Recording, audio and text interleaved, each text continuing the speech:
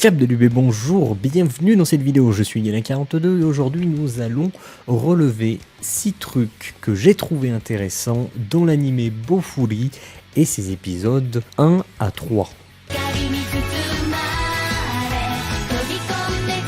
Dans le premier épisode, citons le premier truc. Un bon isekai réside dans le fait d'avoir un bon concept, simple à comprendre et très parlant. Là, c'est réussi. En quoi j'ai trouvé ça intéressant? J'ai trouvé, enfin, ça parle quand même de, ça parle de lui-même, hein, cette petite note. C'est-à-dire qu'on se retrouve face à un isekai et généralement un isekai pour qu'on accroche tout de suite dessus. Je suis décalé, j'arrive. Coucou. Pour qu'on accroche vraiment dans l'isekai, il faut qu'il y ait de base un concept qui plaise, qui soit suffisamment marqué et marquant pour qu'on se sente, pour qu'on ait envie d'être embarqué dans cet isekai.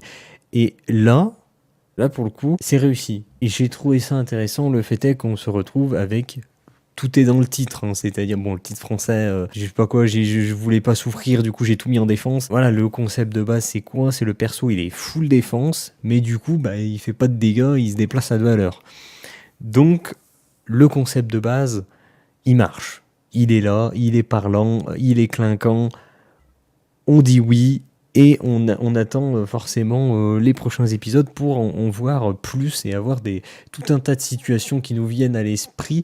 Mais bien entendu, je rappelle qu'un isekai, ça s'adresse forcément à un otaku parce que c'est de l'animé, mais ça s'adresse aussi et peut-être même principalement aux gamers, voilà, parce que ça fait appel à tous nos réflexes que l'on a avec nos petits cerveaux de gamers. Je sais pas pourquoi je dis petit cerveau, bon, il n'y a rien de péjoratif derrière, mais bon.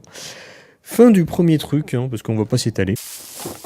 Et du coup, toujours dans le premier épisode, deuxième truc qui m'a intéressé. Skill qui, sous de lourdes conditions, apporte un multiplicateur des caractéristiques. Il faut que tout se construit autour de ce concept qui est jouissif à suivre, ce qui est limite un bug. Alors en quoi est-ce que j'ai été intéressé par ce truc-là?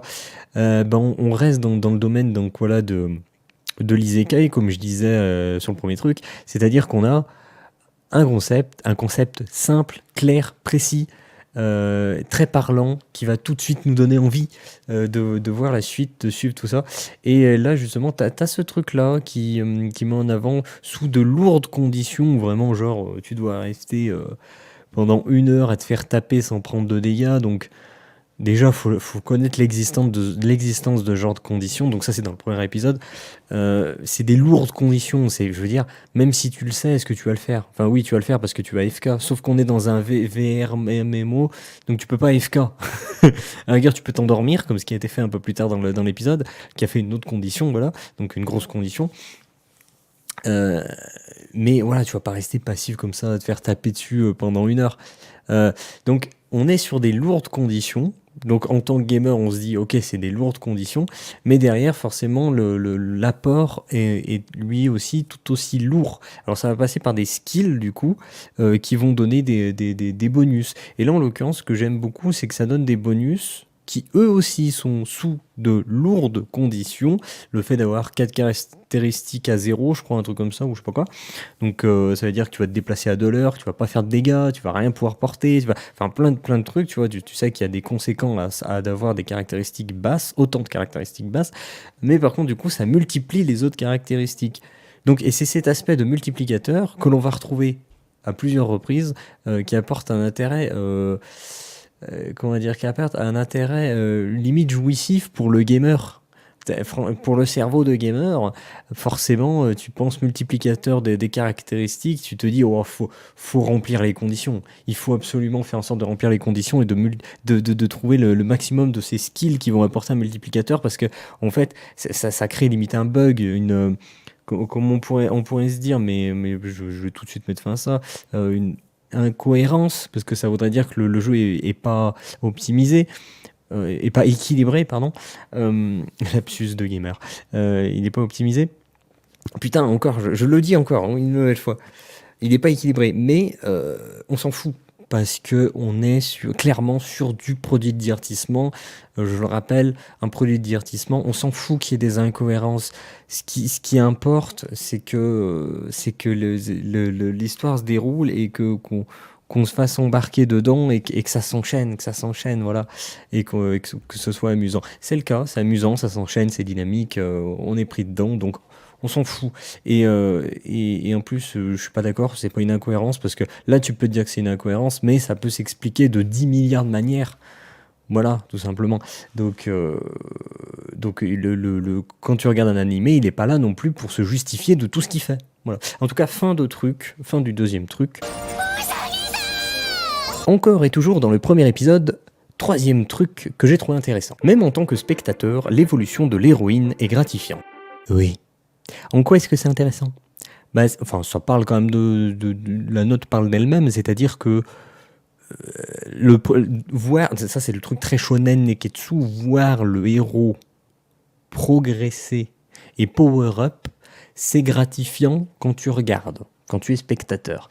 Et là, pour le moment, dans le premier épisode, donc on est toujours sur le premier épisode, dans le premier épisode en tout cas, mais c'est la même chose pour les épisodes suivants, c'est gratifiant, ça fonctionne, donc c'est un oui.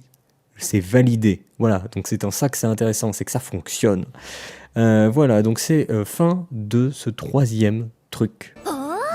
Nous passons au deuxième épisode avec le quatrième truc intéressant. Le duo fonctionne bien, c'est dynamique, l'animé de la fraîcheur. En quoi est-ce intéressant ? Je pense que ça parle... Alors c'est con parce que ça se regroupe avec d'autres trucs qui vont venir juste après. Mais globalement, le duo, ce qui est intéressant, c'est nous sommes dans un isekai, ok ? Donc le duo peut fonctionner effectivement par leur personnalité, mais dans l'immédiat, c'est pas tant leur personnalité qui crée une dynamique de duo intéressante. Bon, ça va, ça se fait, ça se passe sans qu'on soit en mode c'est nul. Non, ça va. Mais surtout, ce qui est intéressant, c'est l'aspect isekai. Isekai qui dit jeu vidéo, qui dit caractéristique et qui dit complémentarité des deux personnages. Et c'est par cette complémentarité au niveau des statistiques des classes des personnages qui donne de l'intérêt à ce duo et qui fait que ce duo fonctionne bien. Et c'est pour ça que c'est intéressant.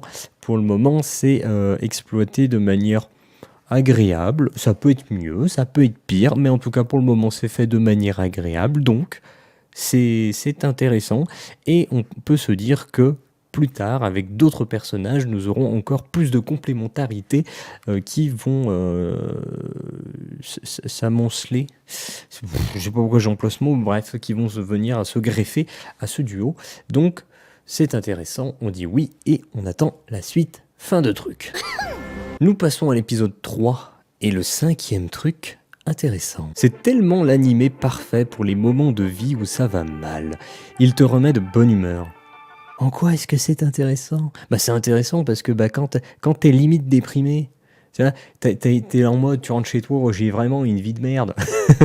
Non mais bon, voilà, je pense qu'on est tous comme ça. Alors peut-être pas forcément pour les plus jeunes, mais t'as des moments où tu vas pas bien. T'es pas en forme, t'es pas motivé, t'es limite déprimé, en fait, t'as une sorte de dépression, quoi. C'est typiquement le genre d'animé qu'il faut que tu te regardes dans ces moments comme ça. Alors bon, il y a pareil pour des jeux, des films, tout ça, il y en a. Mais là, en l'occurrence, c'est typiquement le genre de truc qu'il faut regarder parce que c'est le truc, comme je disais dans un truc précédent, c'est l'animé de la fraîcheur. Et c'est ça, en fait. C'est quand tu le regardes, t'es en mode...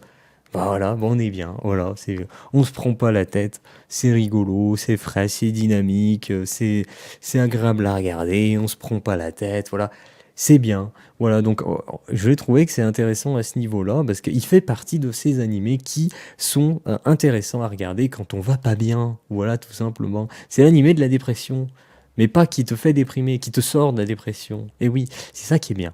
Donc voilà, c'est en ça que j'ai trouvé ça intéressant, donc fin de truc intéressant. Et nous restons sur le troisième épisode avec le sixième et dernier truc intéressant. Visuellement très propre. Bon vous avez compris en quoi c'est intéressant, hein ? Parce que visuellement, il y a des moments où on est presque subjugué par ce qui se passe dans le visuel. On est surpris, on est là, mais qu'est-ce qui...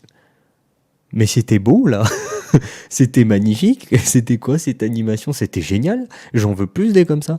Et ben oui, il y a des moments vraiment où l'animation, elle te met un petit taquet derrière la tête, elle te dit, hé, regarde, c'est joli. Voilà. Et au-delà de ces moments particuliers, globalement, de manière générale, l'animé est bon. L'animé, franchement, il est bon au niveau de son visuel, ses dessins, son animation. Franchement. Bon, après, on est dans les premiers épisodes. On sait que généralement, ça peut éventuellement diminuer au fil de la saison. On verra. En tout cas, pour le moment, c'est très bien et on est très content. Donc voilà, c'est un point qui est intéressant, c'est que on a vraiment des surprises visuellement. L'animé a vraiment de quoi nous proposer des choses très intéressantes. Voilà, fin du dernier point, du dernier truc intéressant. Et voilà, avant que l'outro ne démarre, eh ben, Bofuri, pour le moment, c'est sympa.